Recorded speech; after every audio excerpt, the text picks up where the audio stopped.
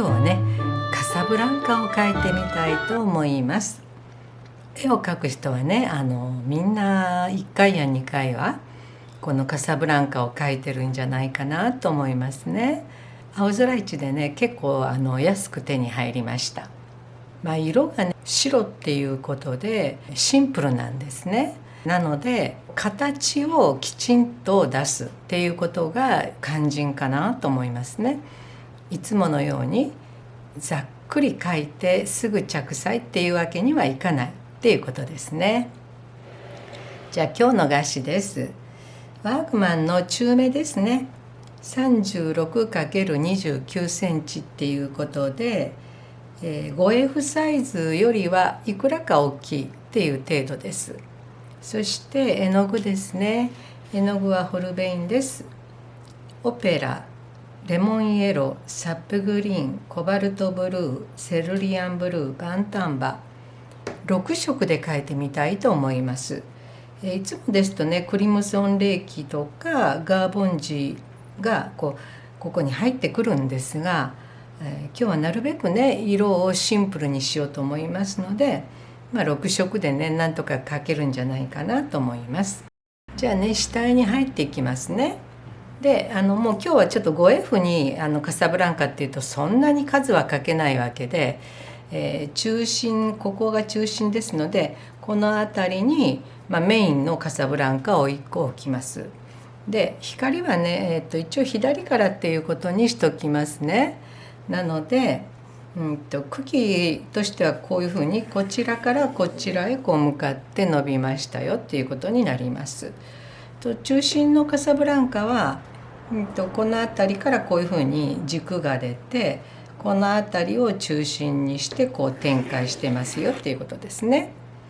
実物大で描くとちょっと厳しいのでちょっと小ぶりにしますね。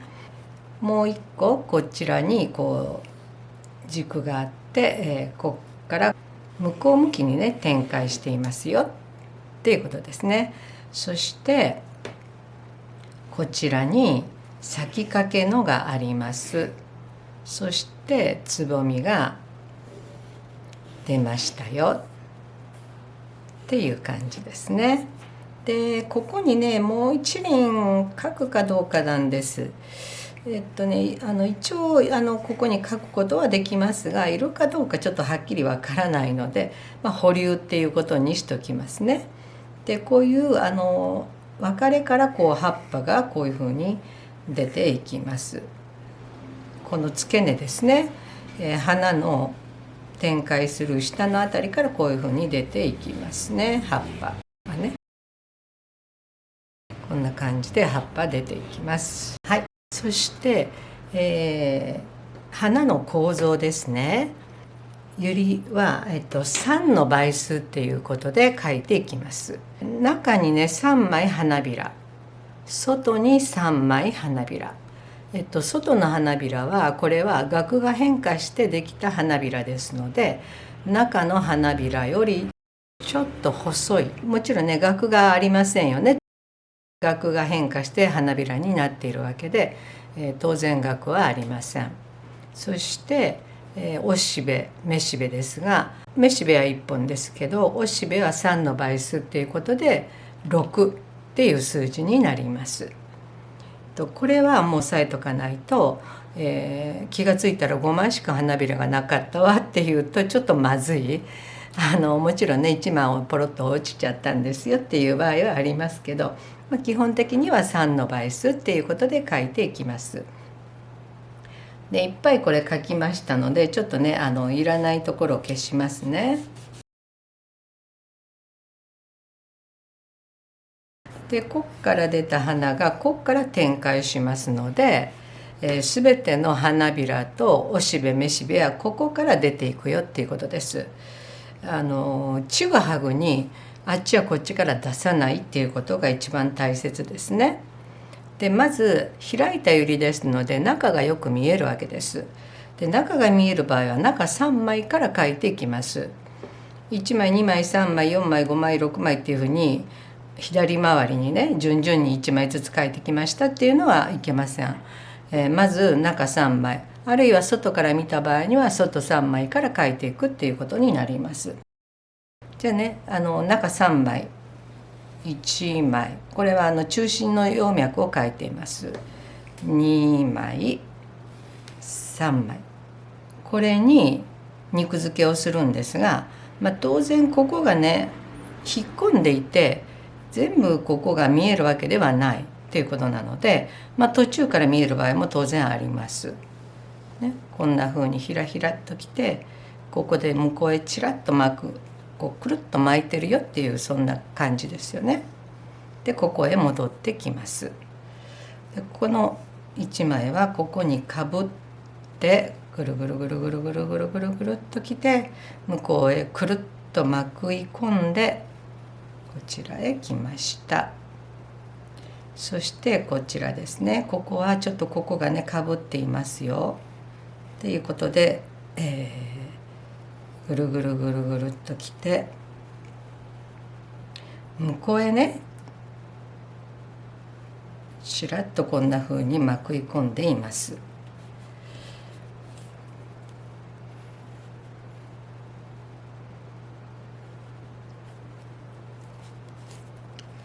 ちょっとね濃いめに描いていますのでね、ちょっと汚い感じにはなるんですけど、皆さんが描くときはねちょっと薄めに描いていただいた方がいいと思います。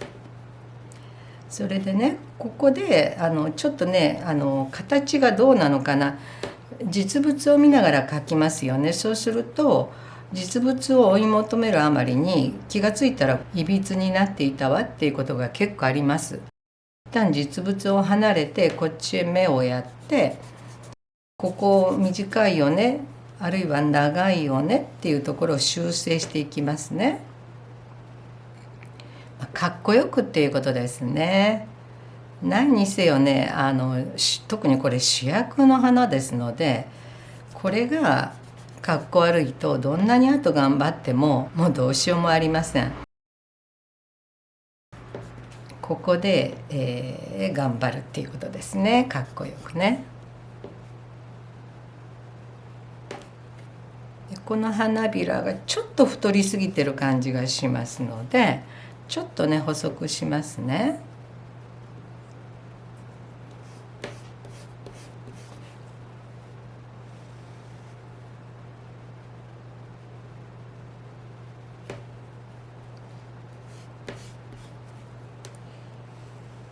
はい、こんな感じでしょうか。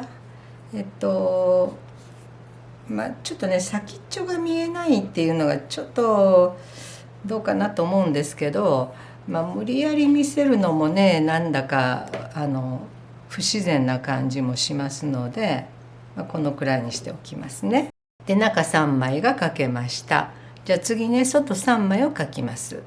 で外の3枚はねこの中3枚に比べてちょっと細い、小さいんですね。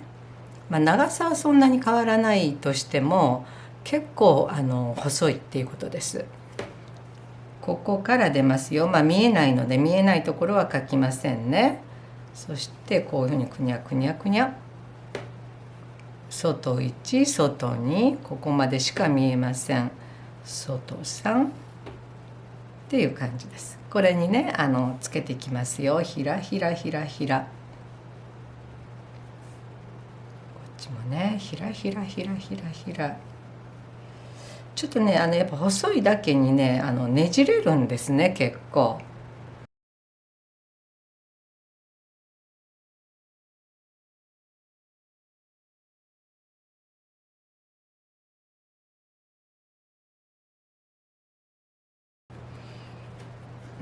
ちょっともうちょっと太くしますね。いくらなんでもっていう感じで。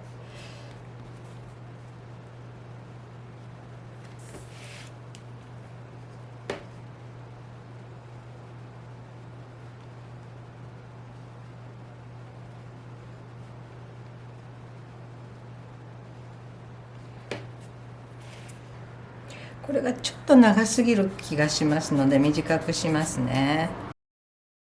この辺りで、やめておきます。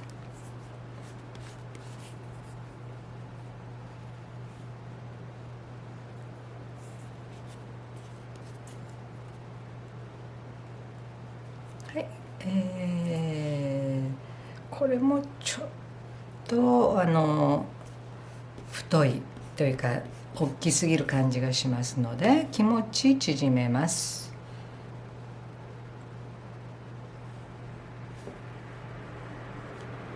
はい、これでねいいかなと思いますね。で他の花も描いていった後におしべめしべをつけます。でおしべめしべもここから出ますので、当然ここの部分が隠れているわけですよね。だから途中から見えてるよっていうことがほとんどです。めしべの中東ですね。これも3の倍数で三角形をしています。からおしべですね。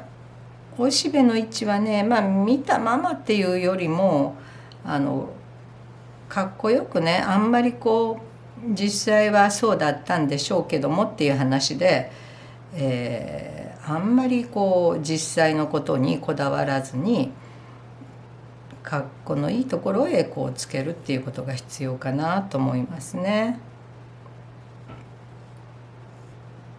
はい、6つきました。じゃあね、こうやってあと全部で12こっちは開きかけですよね。これはかなり開いてる。でこれも書くかどうかわからないんですけど、一応ちらっと書いておきますね。からつぼみが2つっていうことで書いてみますね。下書きができました。真ん中のね主人公のカサブランカと上向きのカサブランカですね。から開きかけのカサブランカっていうことで、だいたい画面が埋まったかなと思います。ここにサインが入りますのでね、こっちから出ていって、光の方へ向いてるよっていうんでいいんではないかなと思いますね。で葉っぱもねこのように一応きちんと描きました。今回は、下書きが一番重要かなと思います。で、ちょっとねマスキング液を使ってしべをカバーしておきたいと思いますね。あまりしべを太く描いてしまうと格好が悪いっていうことで、一応ねしべだけはマスキング液でカバーをしておきます。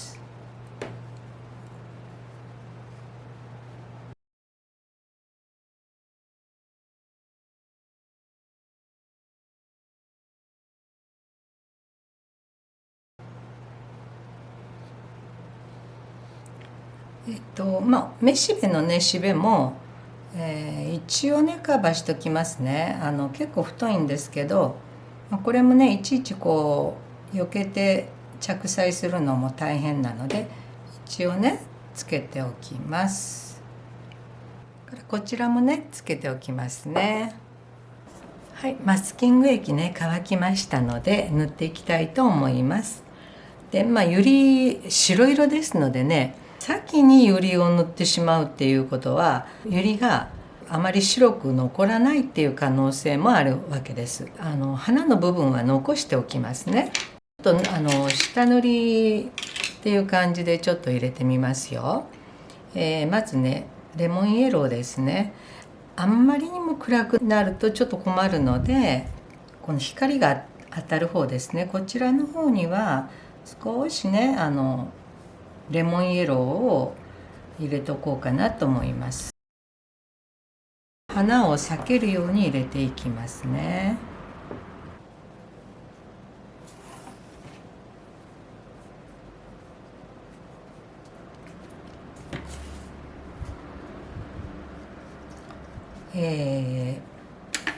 早め早めにね始末をしていきます。葉っぱとかねおしべの薬の部分ですね、赤い薬です。そこはね少しぐらい黄色が入っても全然構いませんので、あまり気にせずに色がついてもいいかなと思いますね。でちょっと取っておきますね。あまりバシッとついてしまうとちょっと強すぎる可能性があるのでちょっと取っておきます。でこの同じ色にサップグリーンをちょっと混ぜますね。ちょっと緑とは言いながらもかなり明るい緑ですね。これを次に入れていきます。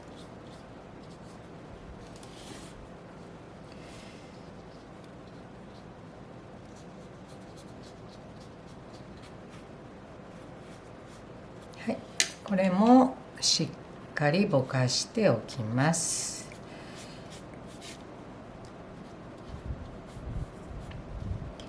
でこれもねちょっとこうまだらにするためにこう取っておきますね。はい、そして今度はこれにちょっとだけセルリアンを入れます。ちょっとハレーションを起こした感じの色になりましたので、少しバンタンバーを入れますね。ちょっと落ち着いた感じの色になります。これを続けてね、次のところに入れていきます。徐々に暗くしていってるっていう感じですよね。こうやって塗っていくとユリのね花の部分がどこかっていうのが、はっきりこう分かりますよね。はい、これもねしっかりぼかします。はい、そして今度はこれにコバルトブルーを入れますね。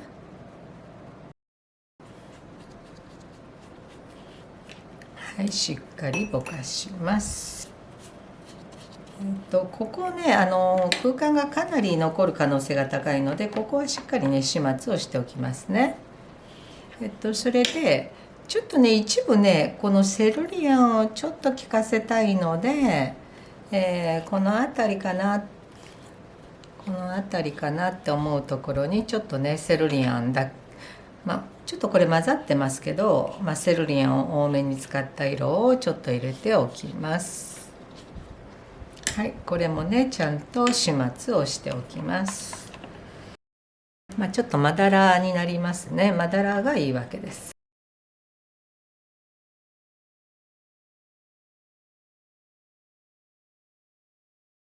はい、それじゃあねこれでちょっと葉っぱをねちょっと塗っていきますね。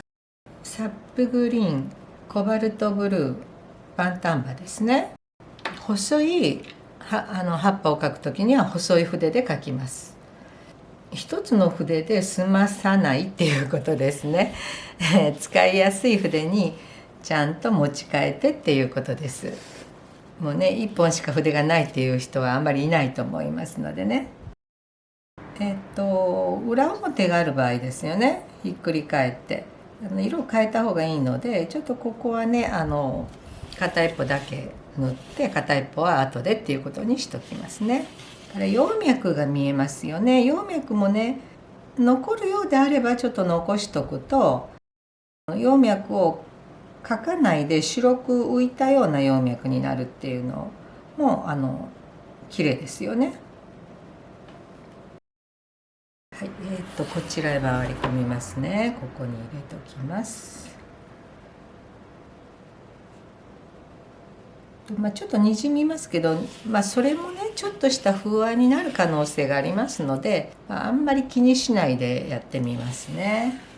かなりね綺麗な緑になってますけど、今回はシンプルな色で描きますので、緑が綺麗っていうことも必要なことですのでね、綺麗な緑があってもいいんじゃないかなと思いますね。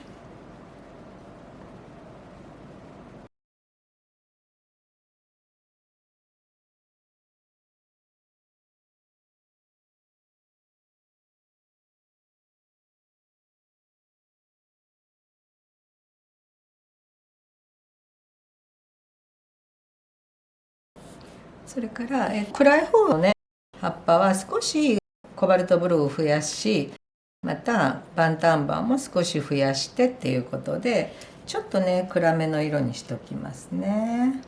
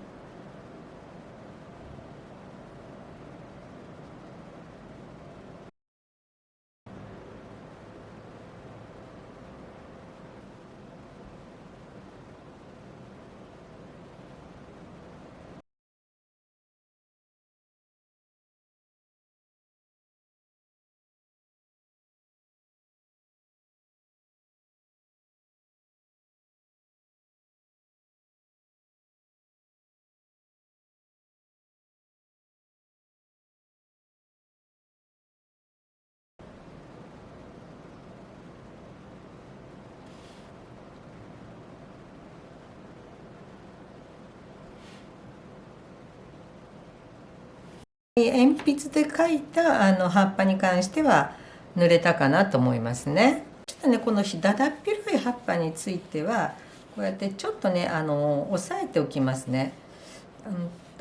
ちょっとねつまんないかもしれないので押さえることによってちょっとまだら感が出ます。もちろん後でねまた手を入れていくわけですけど、一応ねまだら感を作っておきました。そして茎に行きますね。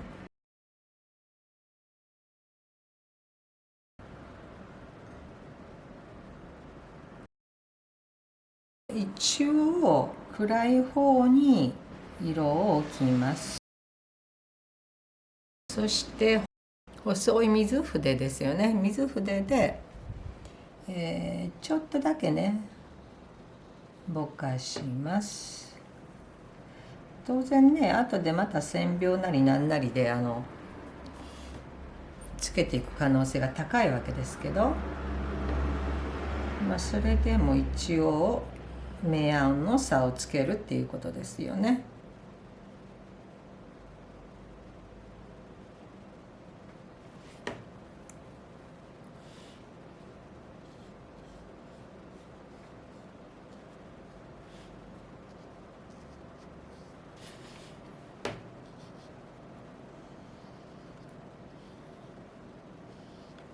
はい、いくらかね暗い方と明るい方の差がついたかなっていう気はします。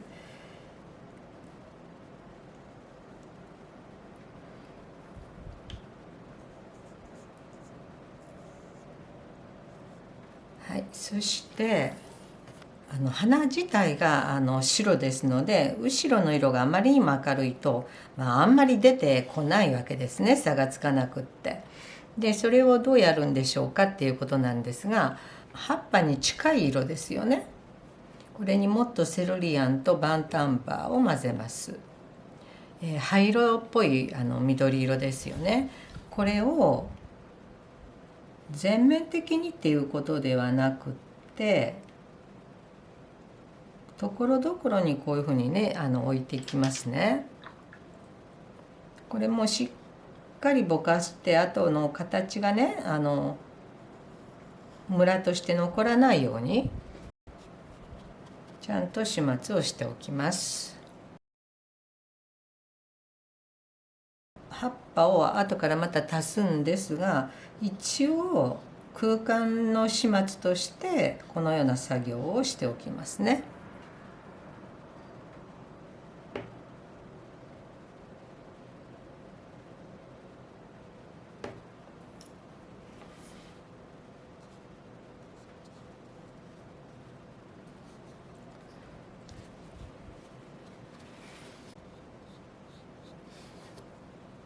場所によって少しずつちょっとずつ色味を変えた方がいいので、青っぽいところとかね、少し茶色っぽいところとか、あるいはもっと緑っぽいところとかね、微妙に変えてください。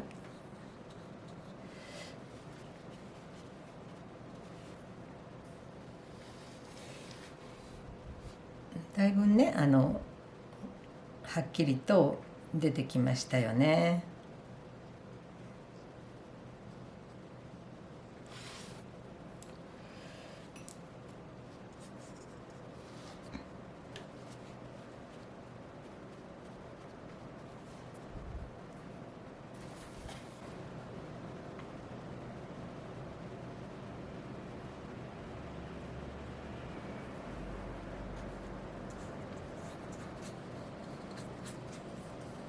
はい、外のねユリの外側は、このくらいにしときますね。これあたりはねもっと暗くってもいいと思いますので、コバルトブルーですね、これを、かなり多めに投入しておきますね。これはもうね葉っぱの色と込み込みでっていう感じになりますね。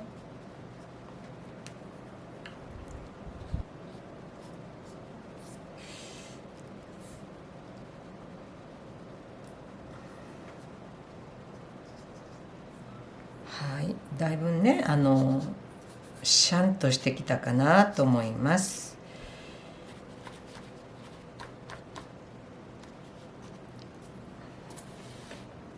はい、じゃあね外まだ乾いていませんので、ちょっと中へ入っていきますよ。中も影をつけなきゃいけないわけですけど、外と全く同じ影だと、ちょっといくらなんでも地味じゃありませんかっていう気がいたしますので、少しねこういう藤色ですね、オペラとセルリアンを混ぜて淡い藤色にしてみますね。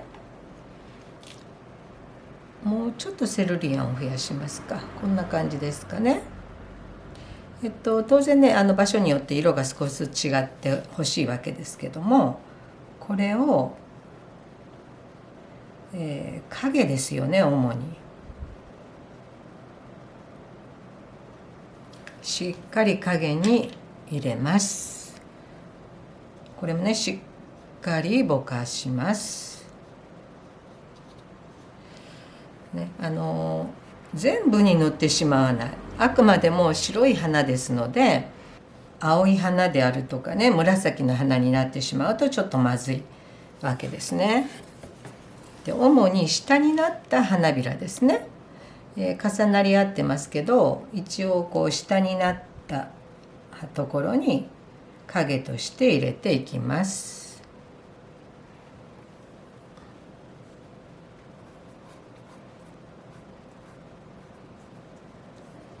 しっかり入れていって、ちゃんと途中で始末をしておきます。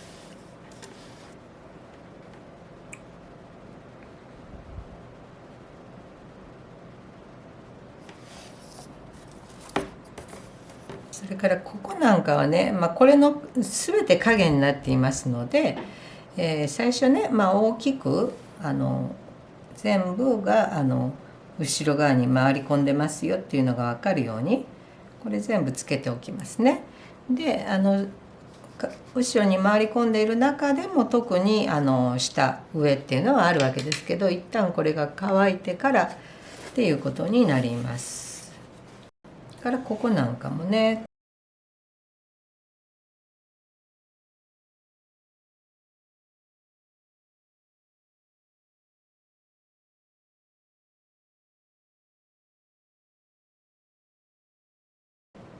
一色になりかけたらねこういうふうに、例えばこうちょんと青を垂らすとか、場合によってはもっと赤い色をポンと入れるとかね、要するに一色にならないっていうことが大切です。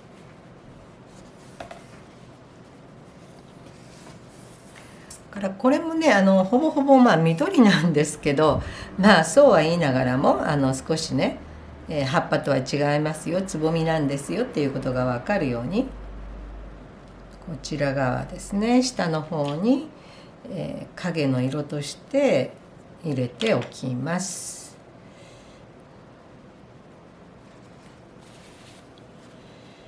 こんな感じですね。あんまりね極端にビシッとつけすぎるとちょっとまずいので、柔らかくね、後でまたね細かい作業を少しずつ入れていきますので、それからこういう翻ったところですね、裏が見えてるわけです。これはちょっと暗くしたいので、コバルトブルーを足しますね。でちょっとだけオペラを入れます。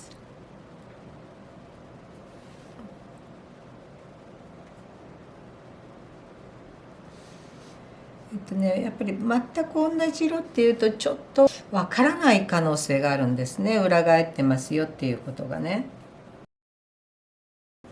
なのでちょっと違う色でっていうことですよね。これなんかも裏が見えているわけです、ね、こういうとこもそうですよね。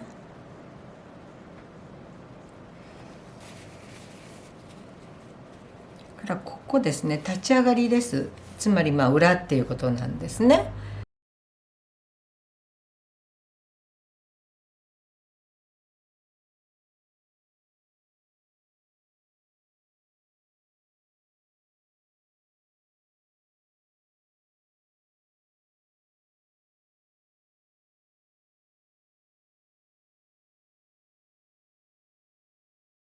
こっちは表の下側っていうことですので、セルリアンですよね。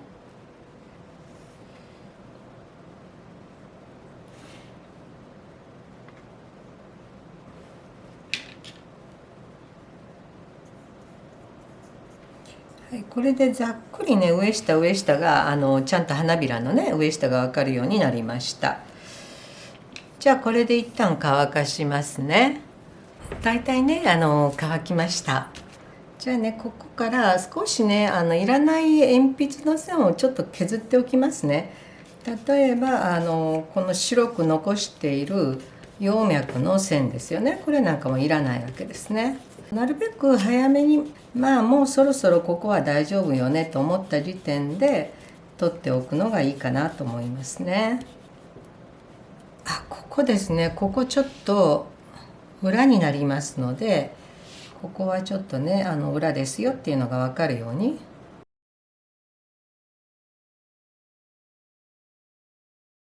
はい。じゃあね葉っぱのね葉脈をつけていきたいと思います。いらない鉛筆の線はここで一応取ってしまいますね。で細い筆で少しね暗めの緑を作ります。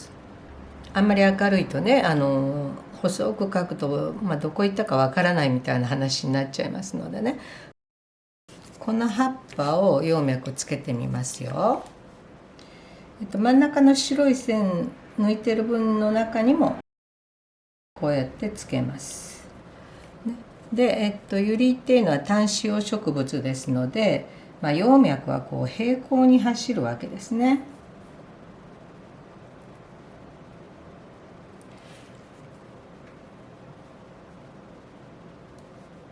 はい、こんな感じです。あまりにも目立っちゃうとちょっとよろしくないので、そこそこにっていうことでつけてみてください。で当然ね下の葉っぱの色によって葉脈の色も微妙にね変えていかれた方がいいかなと思いますね。それからこういうところです。ポコッとこう膨らんでるようなところは少しね影っぽくここを押した方がいいですよね。こういう付け根のとこですね。はい、じゃあね葉脈を入れていきますね。葉っぱの方はね葉脈も入りましたし、茎もしっかりと線を入れました。ちょっとこういうふうに茎を境目にして色が違うとか、葉っぱを境目にして色が違うとか、そういうのはちょっとね困るわけですね。別にここ空間が途切れているわけではないので、やっぱり横断的につけていかないとまずいっていうことになりますので、同じ色をねちゃんと入れておくようにしますね。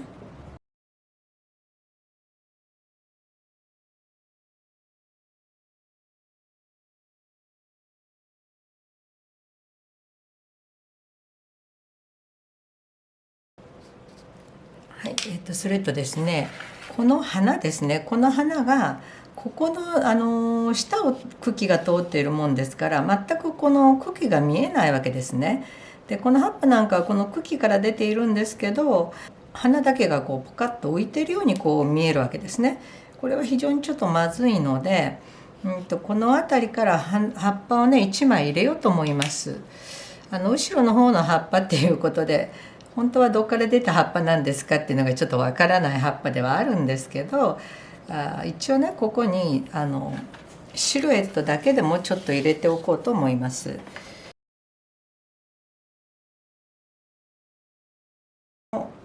作りごとになりますのでね、あんまりバッチリこう見せない方がいい葉っぱなわけです。なのでこういうふうにシルエットだけにしておいて、ちょっとねこう曖昧にしておきますね、こんな風にね。そうするとこんな花がポーンと空中に浮いたような感じは少しなくなるっていうことになりますね。でここなんかもちょっと明るすぎてちょっと不自然な感じがしますので、ここにも別口で葉っぱを重ねるように持っていきますね。二重三重にね葉っぱがあるっていうのはごく普通のことではあるんですけど、1本しかないのでどっから出た葉っぱかちょっとわからないみたいなことにはなるんですが、それでもねちょっと欲しいかなと思いますのでね。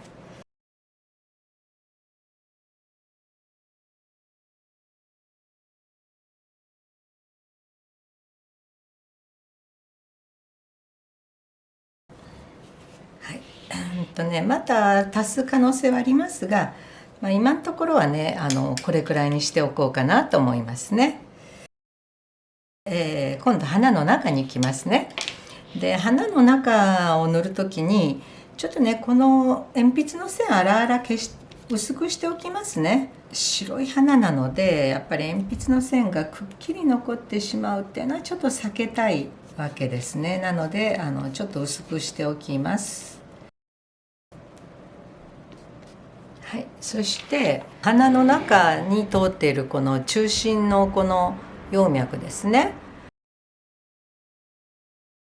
細く二重線を引いてみますね。これはね明るい緑でいいんじゃないかなと思います。ちょっと引いてみますよ。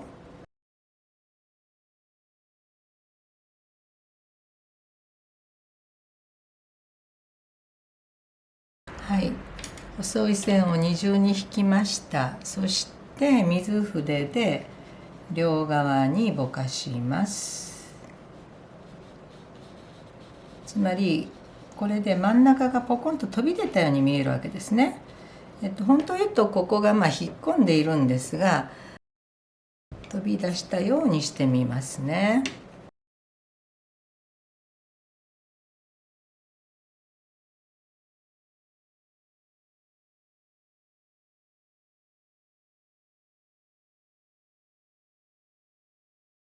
はい、これもしっかり両側にぼかします。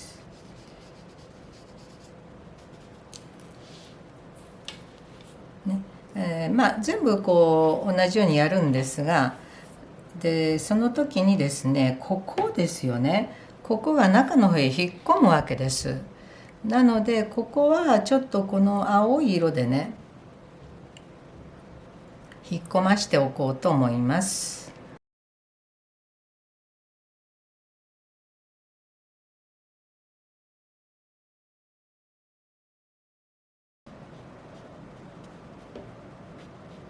はい、こういう作業をね荒々やっていきますね。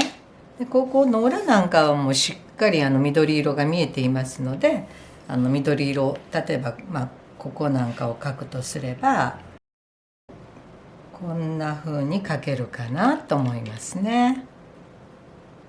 ちょっとだけぼかしますよ。はい、こんな感じですね。じゃあ他のところもねやってみますね。花びらの中の葉脈ですねが上下の重なりがこれで大体描けました。これだけでは物足りないわけですね。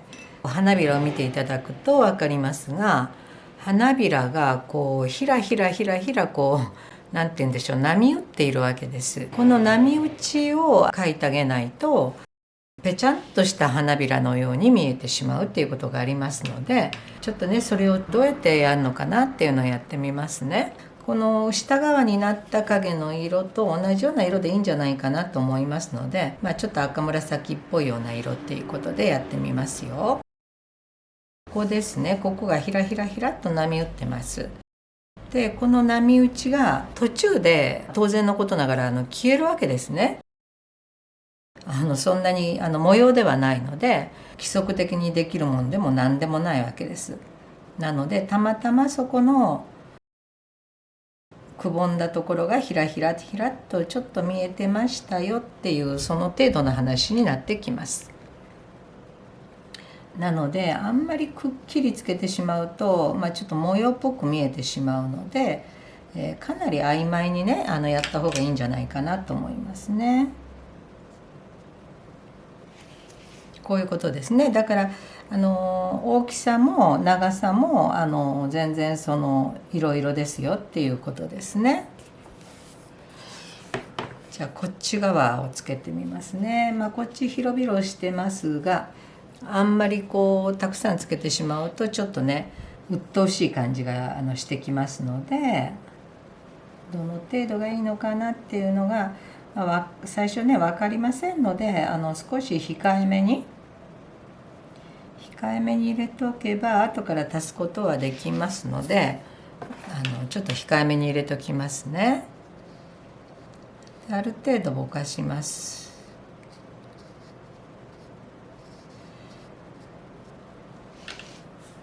こういうところにも当然ね、つくわけですけどもね。はい、ちょっとこっちにもつけてみますよ。色もねちょっとずつ変えていかれた方がいいですね。全部同じ色っていうとねつまんないねっていうことになりますのでね、こういうくぼんだところから影ができるよっていうことですので、長さもねそれぞれです。規則性は全くないわけですからね、これを規則的に書いちゃうと妙な感じになります。あんまりやりすぎない方がいいと思います。また足すことはねできますのでね、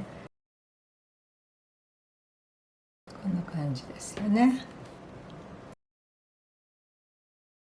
はい、こういうところにもねちょっとずつ入れていってみますね。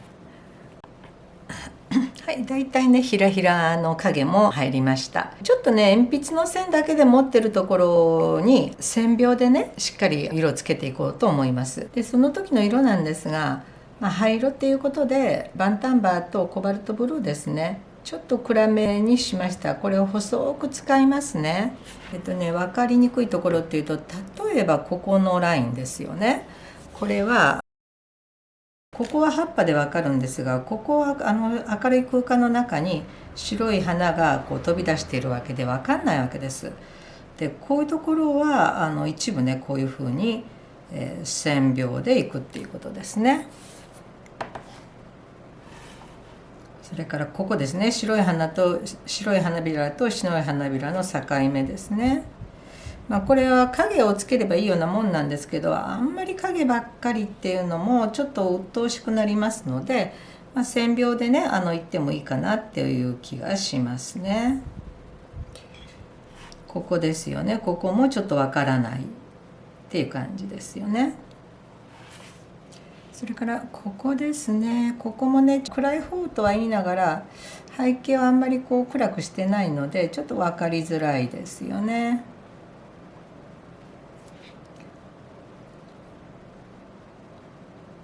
はい、そしてこれですね、端の方なのであんまりねここでがっつり色を置くよりはもう軽くね線描でスッと抜いた方がいいんじゃないかなっていう気がします。ここねちょっと引っ込んだところを暗くしてませんので、ここはねちょっと暗くしておきますね。ここです。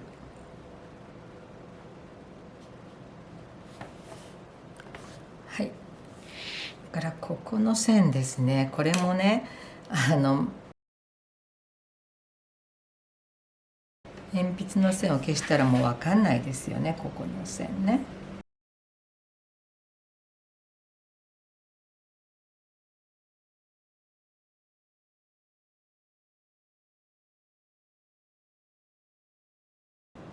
あとは、この辺りもねちょっとやっときましょうかね。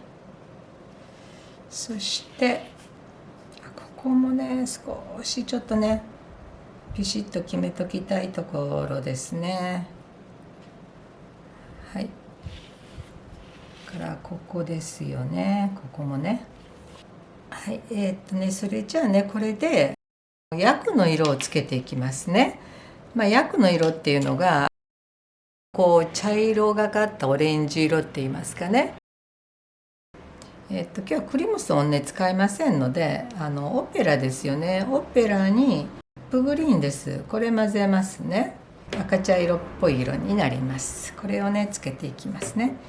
で一応ね2本個で描きます。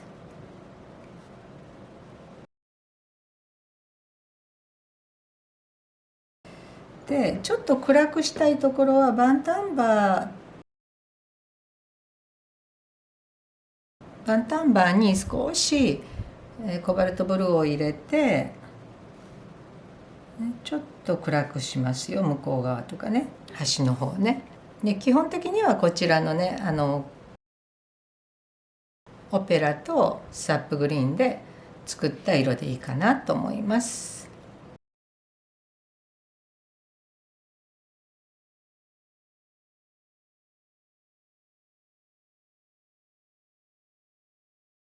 はい、ここにもね覗いてます。これもね書いておきますね。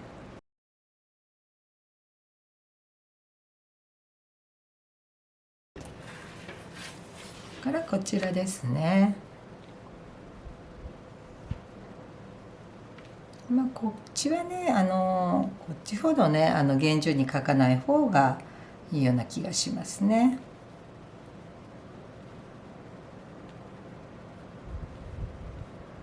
はい。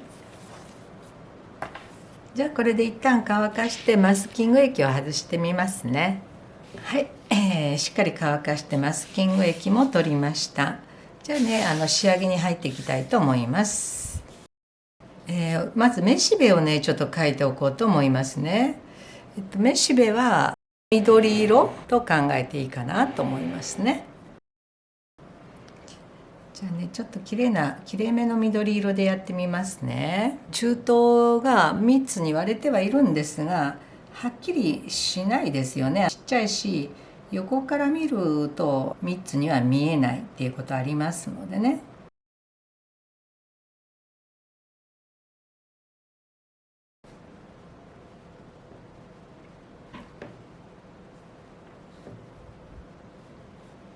はい、こんな感じでしょうか。こっちのねめしべも同じようにやってみますよ。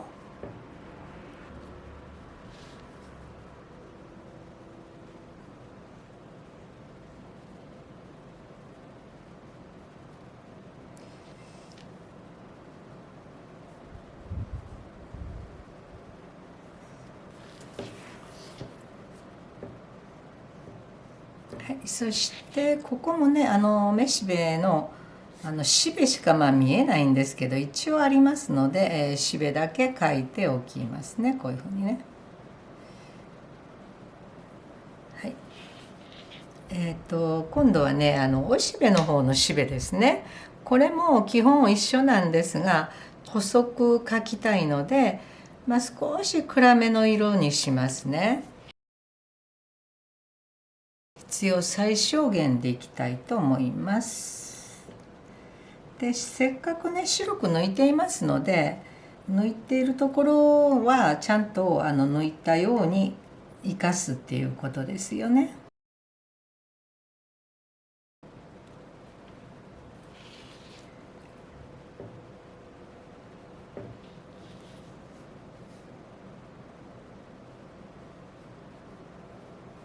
はい。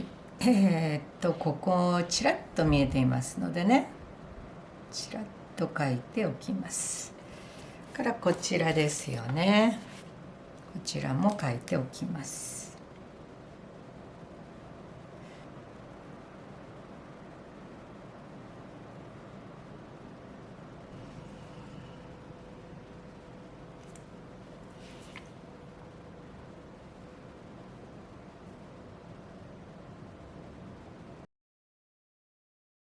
で、ちょっとねここの引っ込んだ感じが少し足りないのでしべとしべの隙間をちょっとね暗くしておきますよ。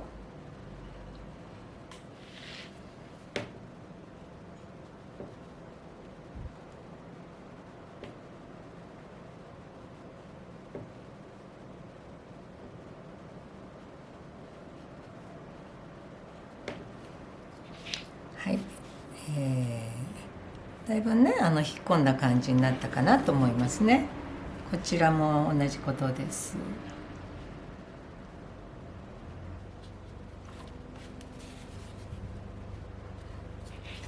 はい、引っ込みましたねちゃんとね。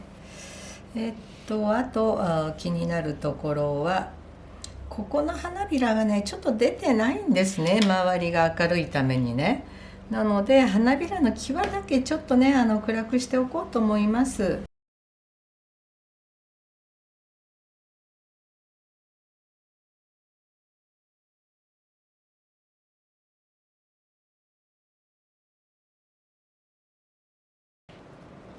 はい、しっかりぼかして始末をしますね。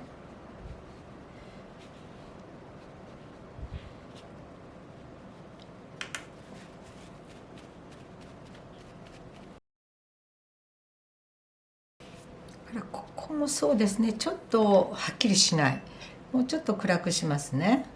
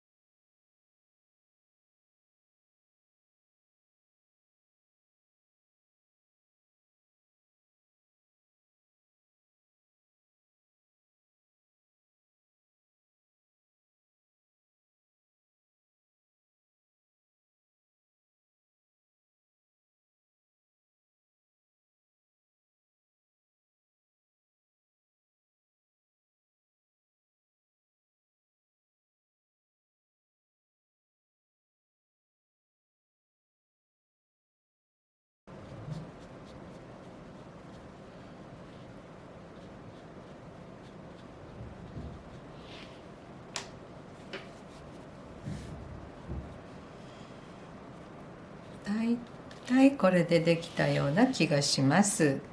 じゃあここにねサイン入れておきますね。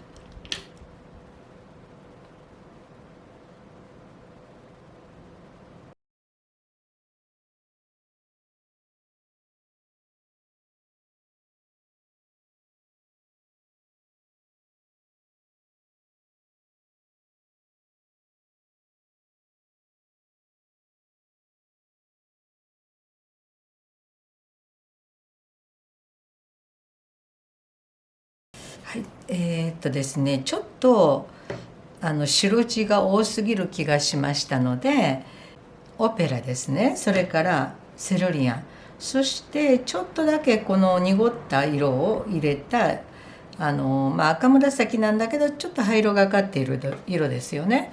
それでこういうところに入れました。ここですね、からここです、からここです、そしてここですね、それからここです、そしてこことここ、つまりあまりにも白が多すぎて中心のこの白があんまり目立たなかったわけですね。それはちょっと困るわけです。